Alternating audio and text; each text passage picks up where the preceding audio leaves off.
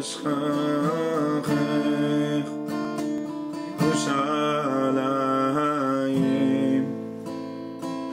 תשכח, תשכח, תשכח ימיני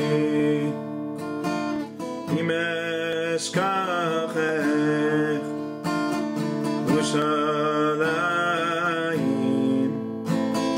תשכח, תשכח, תשכח ימיני אם לא אעלה ירושלים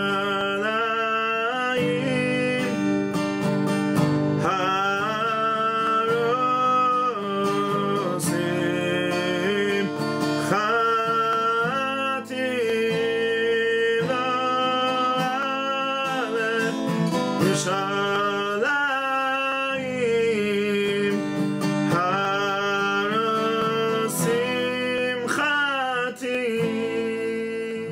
So בעזרת השם פרשת משפטים שבי לרפואת מורינו ורבינו הרב מנחם יהושע בן לאה רייזל החולה הרבנית שלומית בת חיה בתוך שאר חולי ישראל.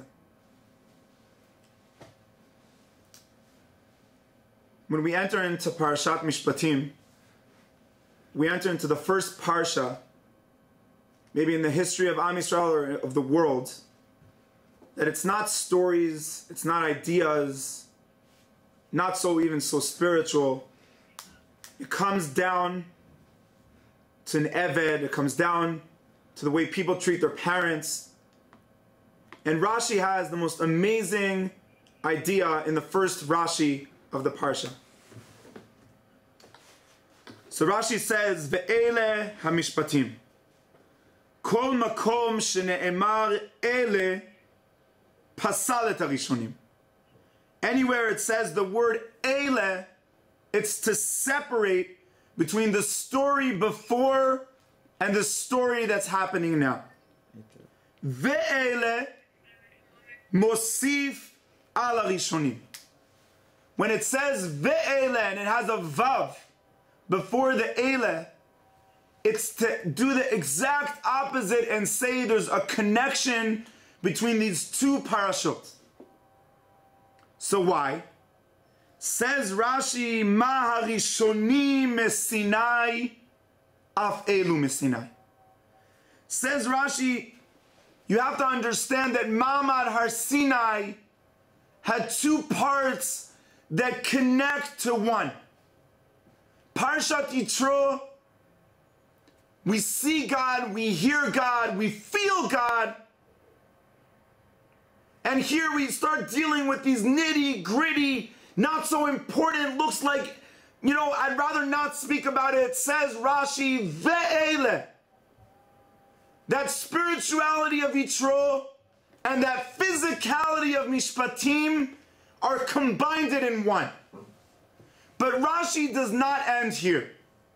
Rashi makes one more connection that is so important to understand really what Rashi is saying. So the next question he asks is, Vilama nismecha parashat dinin leparashat mizbeach. The last parshiya of Parashat Yitro was the building of Mizbeach. The first idea in Mishpatim, or the entire idea of Mishpatim, is the idea of dinin. That you need people to say what's right and wrong. So ask Rashi, why is there a connection between the Mizbeach and the dinin? Answers Rashi, Lomar lecha shetasim Sanhedrin etzel hamizbeach. Says Rashi, if there's a connection in the Torah itself between the Mizbeach and the Dayanim, so in Beit HaMikdash, the Sanhedrin and the Mizbeach need to sit one next to each other. And so my question is, what is Rashi really coming to say when he says to you that there needs to be Sanhedrin near the Mizbeach. Then we think about it a little bit. When we hear the Parsha of Mizbeach, we say, Mizbeach Adama Ta'aseli. The idea of the Mizbeach is the appearance, is the revelation of God in the world. The Mizbeach is Ola Kula LaHashem.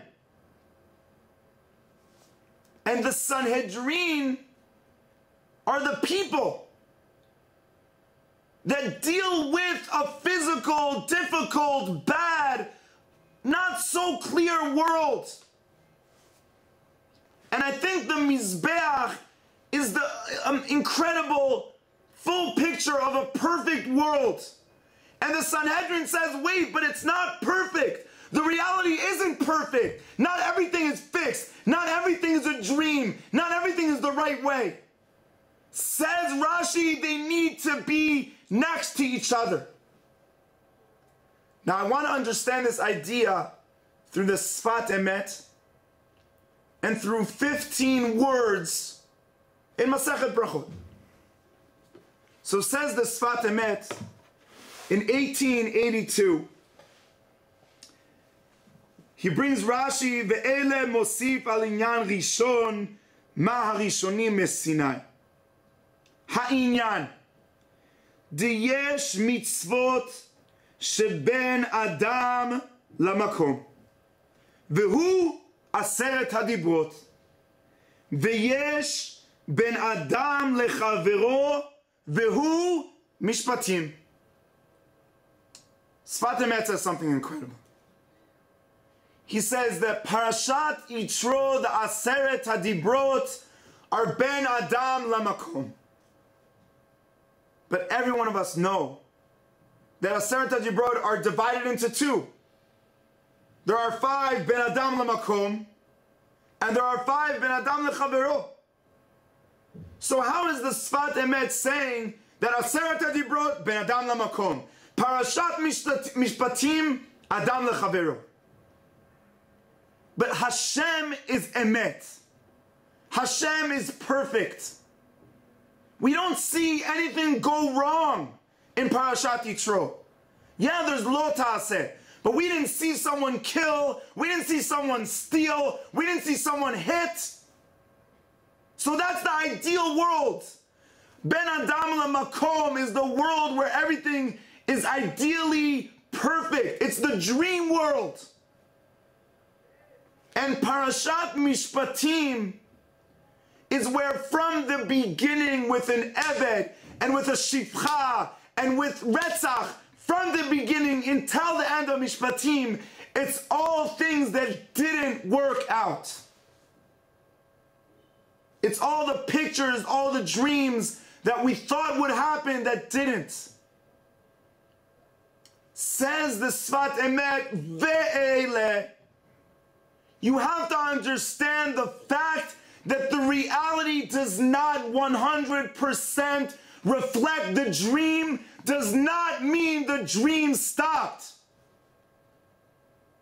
The dream is what enables me to deal with the reality.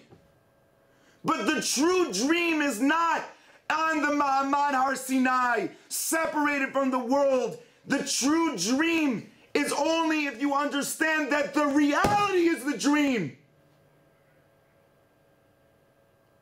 And I think one time in my life that I experienced this, maybe in the most amazing way, was I was a madrich in a camp called Camp Moshava. And I grew up there from the age of 4, actually until today.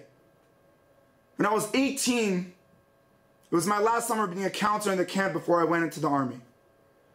And I stood up in front of 600 people and I said, I've grown up here for 14 years. And I stood on the bunk beds and spoke to my friends about the army, about Israel, about the 6-day war. And I stood up and I said, in 6 months, that dream is going to become a reality. And I remember everyone's so excited and it's going to happen. And 6 months later, I went down to Tel Aviv, to the Bakum. I put on my green uniform. And the dream was complete, right? And 5 seconds later, I cried my heart out. The Mefakdim come and start yelling at you. You're nothing. You don't know anything. Who are you? What are you? I was like, wait. 6 months ago, I stood in the camp. I said, this is my dream. And then today, I stand there inside the reality of the army, and all I could see is frustration. And it's not exactly what I expected it to be. And so I said to myself, whoa, this is the dream? The answer of Parashat Mishpatim is yes. The true dream is not on top of a mountain. The true dream is when that dream was strong enough to bring you to the next step. And once you're in the next step, stop thinking the dream is there. The dream is here. The dream is in cleaning the dishes and doing the push-ups and taking the stretcher and running like crazy. That's the dream now. It's not standing in a place where everything's easy for you and say, hey, this is my dream. No, make the reality the dream. And so in Masechet Brachot, in Perek Sheni, the fourth Mishnah, it says, Ha'umanim korin berosh ha'ilan uberosh hanidbach. He says the workers could read Kriyat Shema on the trees. Ma she'einan resha'in la'asot ken batfilah. He says in tefillah, no. What is the tree? The reality. Kriyat Shema, you could say on the tree. You don't have to change yourself. You could sit on the tree with your stick in your hand and call out Shema Yisrael. But if you want to say Shmoneh Esrei, get off the tree, go down to the ground, and at a certain level, separate from reality. And I think that this Mishnah is saying that every day we daven, we have Kriyat Shema. If we think about the halachot of Kriyat Shema, we have to say it out loud. We sit down, according to Beit Hillel in Masechet Brachot, Belechtecha Baderech. It's all about the reality. Whereas Shmoneh Esrei is all about separating from reality. But in Daf Dalet in Masechet Brachot, Rabbi Yochanan says, Eizehu ben olam haba. Ze asomech geula ala tefillah. Says Rabbi Yochanan, yeah, there are two realities in life. There's the dream, the goal, and the reality. But only one who is somech, who realizes that the dream is there to bring me into the world, to give me energy, to believe in dealing with every single aspect of life, that's Ben Olam Haba. But if you do not connect them, then Shema is not Shema, and Tefillah is not Tefillah. And so I think what Rashi and the Sefat Emet and Masechet Brachot together in one are teaching us in the connection between Yitro and Mishpatim is that many of us, before we have a child, we imagine, oh, it's going to be like this. Or before we get married, we say it's going to be like this. Or before we give a shir, or before we go to work, or before we open up a daf of Gemara, we have this ideal way that it's going to look like. And the truth is that never is the reality going to be 100% that dream. Always, always the reality will be different. Why? Because God is asking you to see within the reality the dream. And I think for me, being a soldier then, about 8-9 years ago, taught me that that dream gave me the energy to deal with something that, true, day to day was not easy. But that is the real dream. The real dream is not when I just lie in bed or go onto Mount Sinai and imagine this ideal world. It's to give you the emunah in yourself, the emunah in the world, to really get down into every aspect of life. B'ezrat Hashem, our bracha is that we should all be zocheh to know not to run away to our dreams, but to bring down those concepts and understand that they give us the way, the energy, the derech to deal with life itself, with Parashat Mishpatim. So Ve'ele connects Yitro and Mishpatim. And it also connects the Mizbeach, the world of God, the world of 100%, everything's perfect, to the world of Sanhedrin, where everything isn't perfect. And that is the Vav that man in his life could create. To see how I could bring Yitro and the Mizbeach into Mishpatim and the Sanhedrin. Shabbat Shalom.